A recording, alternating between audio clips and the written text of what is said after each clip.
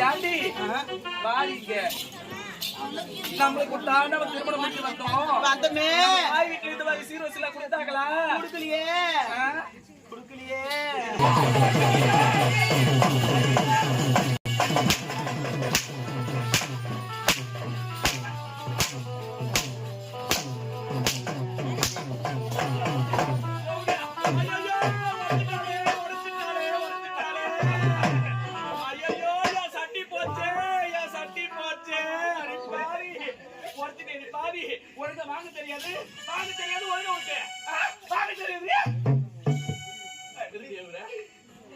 இந்த மண்ணாளன் சக்தியை எனக்கு கொடுத்து சின்னாண்ணி தான் எனக்கு தொடப்பம் சீதனமாக கொடுத்தார்கள்.